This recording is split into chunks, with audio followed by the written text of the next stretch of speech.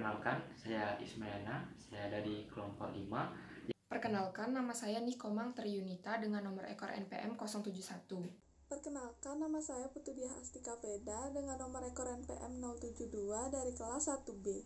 Perkenalkan, nama saya Pade Komang Ayudiani, NPM 210948201073. Saya dari kelas 1B. Perkenalkan, nama saya Puturati Sukmanaswari dengan nomor NPM 2109482010074.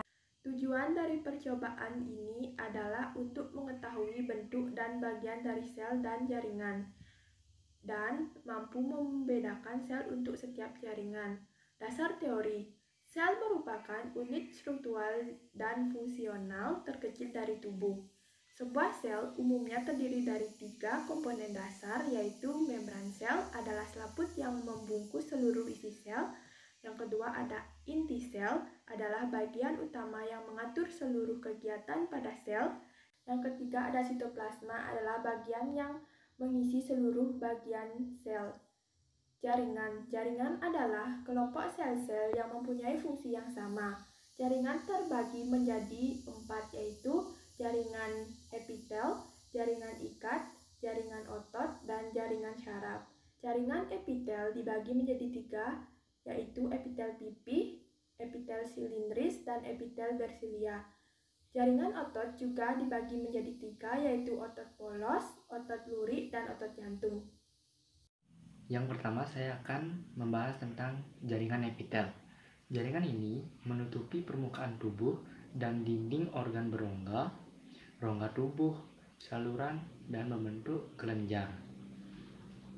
Dalam jaringan epitel ini bisa dibagi menjadi beberapa jenis. Yang pertama ada jaringan epitel pipih selapis.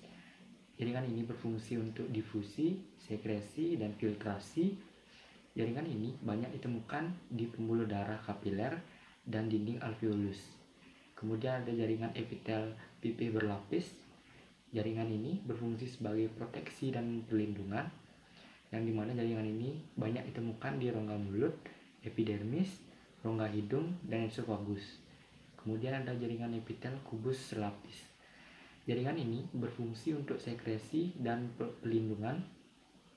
Jaringan ini banyak ditemukan di ovarium, kelenjar, dan kelenjar tiroid.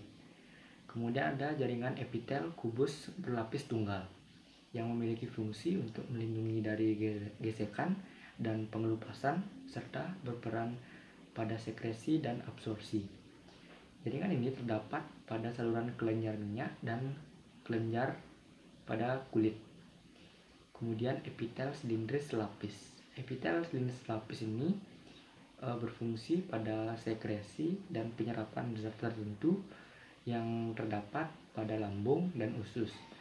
Kemudian ada epitel silindris berlapis yang memiliki fungsi sebagai alat sekresi, absorpsi, sebagai pelindung gerakan zat melewati permukaan, dan sebagai arus ekskresi kelenjar ludah dan kelenjar susu.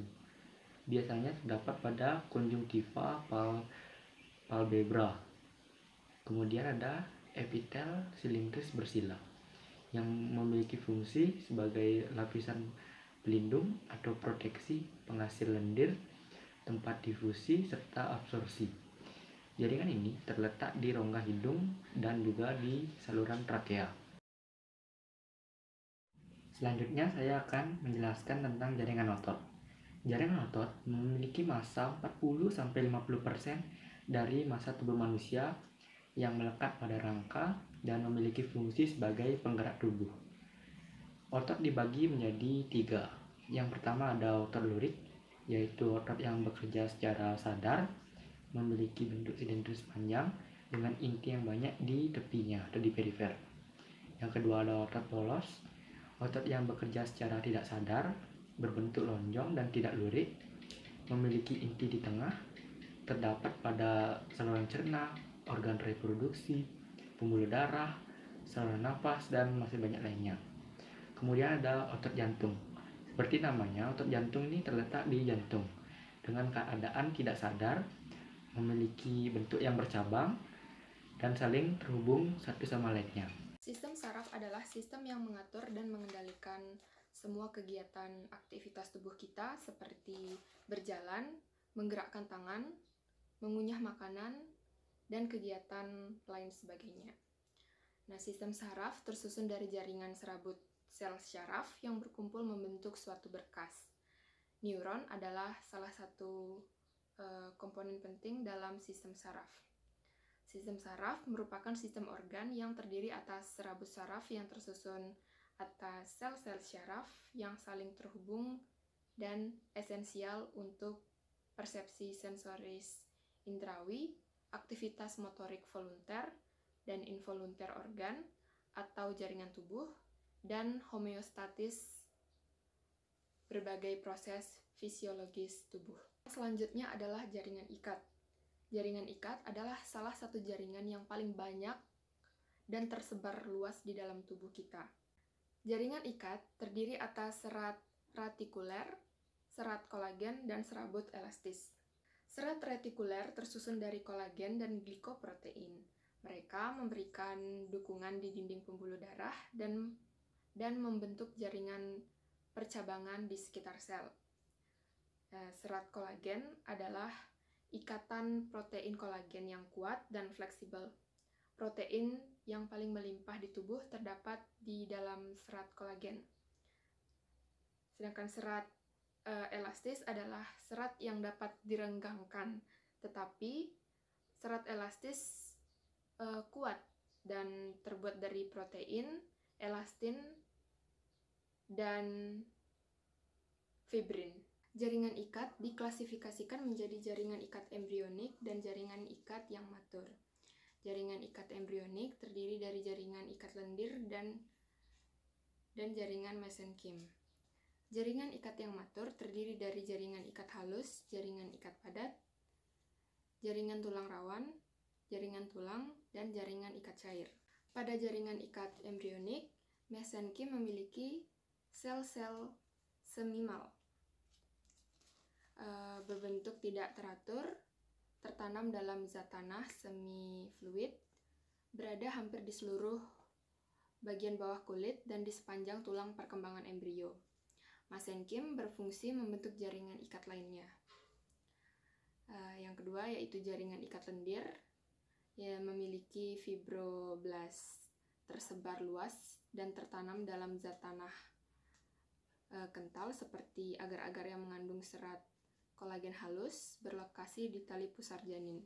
Pada jaringan ikat yang matur terdapat jaringan ikat longgar. Jaringan ikat longgar terdiri dari 3 bagian, yakni jaringan ikat areolar, adipusa, dan jaringan ikat retikuler. Jaringan ikat areolar berada di dalam dan sekitar hampir setiap struktur tubuh, berfungsi untuk sebagai kekuatan, elastisitas, dan dukungan. Adiposa memiliki sel yang berasal dari fibroblast yang digunakan untuk menyimpan lemak. Yang ketiga, jaringan ikat retikula saling bertautan dengan serat retikuler, berada di storma hati, limfa, dan kelenjar getah bening, berfungsi untuk membentuk storma organ. Jaringan ikat padat terdiri atas jaringan ikat padat reguler, jaringan ikat padat irreguler, dan jaringan ikat padat elastis. Jaringan ikat padat reguler berbentuk matriks dan mengkilap, berada pada ligamen dan tendon, berfungsi untuk memberikan ikatan yang kuat antar berbagai struktur. Jaringan ikat padat irreguler terdiri atas serat kolagen, berada di berbagai organ dan berfungsi memberikan kekuatan tarikan berbagai arah. Jaringan ikat padat elastis mengandung serat yang domain, berada di paru-paru, trakea, dan di beberapa ligamen, berfungsi sebagai elastisitas organ. Kartilago atau tulang rawan dibagi menjadi kartilago hialin, fibrokartilage, dan kartilago elastis. Kartilago hialin berada pada tulang-tulang rawan dan berfungsi memberikan permukaan yang halus untuk gerakan pada sambungan fleksibilitas dan penyangganya. Fibrokartilage atau tulang rawan terkuat, berlokasi di simfesis pubis, berfungsi sebagai kekuatan. Cartilago elastis, berlokasi di epiglotis, daun telinga, dan eustachius, dan berfungsi sebagai elastisitas. Jaringan tulang. Tulang adalah organ yang terdiri dari beberapa jaringan ikat yang berbeda, termasuk tulang atau jaringan tulang, peristeum, sumsum tulang, dan steum akhir. Yang terakhir, jaringan ikat cair atau jaringan darah, yaitu plasma darah, adalah cairan kuning pucat yang sebagian besar terdiri dari air dan berbagai macam zat terlarut, nutrisi, limbah, enzim protein plasma, hormon, gas, dan ion. Jaringan epitel, jaringan ikat, jaringan otot, jaringan saraf, dan jaringan penyokong, kelimanya memiliki fungsinya masing-masing yang berbeda. Jaringan epitel berfungsi untuk melindungi tubuh dari ancaman mekanis luar seperti benturan dan goresan. Selain itu, jaringan epitel juga dapat mentransfer zat ke dalam tubuh dan keluar tubuh.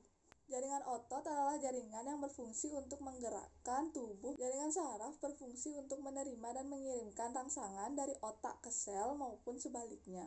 Jaringan ikat berfungsi untuk mengikat dan melekatkan satu jaringan dengan jaringan lainnya. Dan yang terakhir yaitu jaringan penyokong berfungsi untuk menguatkan dan melindungi jaringan-jaringan di sekitarnya. Dari video tadi dapat disimpulkan bahwa sel adalah unit terkecil dari makhluk hidup. Sel dapat dibagi menjadi dua kelompok, yaitu sel prokariotik dan sel eukariotik. Istilah prokariotik dibangun dari kata pro dan karyon. Pro berarti sebelum dan karyon artinya inti. Jadi, prokariotik artinya sebelum inti. Adapun sel yang kedua yaitu sel eukariotik, yang berarti kelompok makhluk hidup yang memiliki organel yang dilapisi oleh membran. Bagian sel dapat dibagi menjadi 3 bagian penting, yaitu 1. Membran sel, yaitu selaput yang membungkus seluruh isi sel.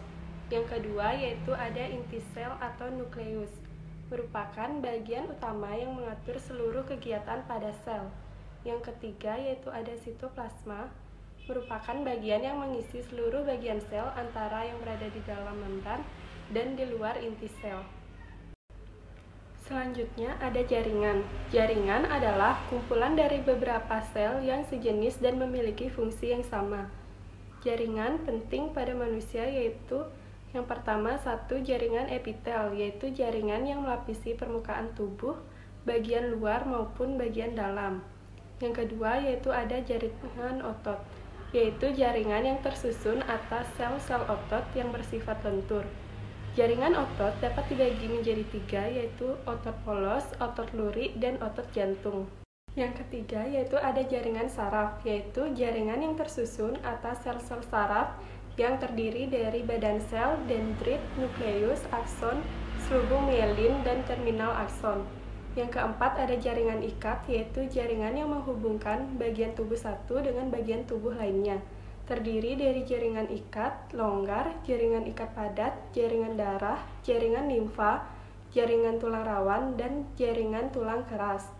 Yang kelima yaitu ada jaringan penyokong atau penunjang, yaitu jaringan yang terdiri dari jaringan tulang lain dan berfungsi sebagai memberi bentuk tubuh selain rangka. Terdiri dari jaringan kolenkim dan sklerenkim.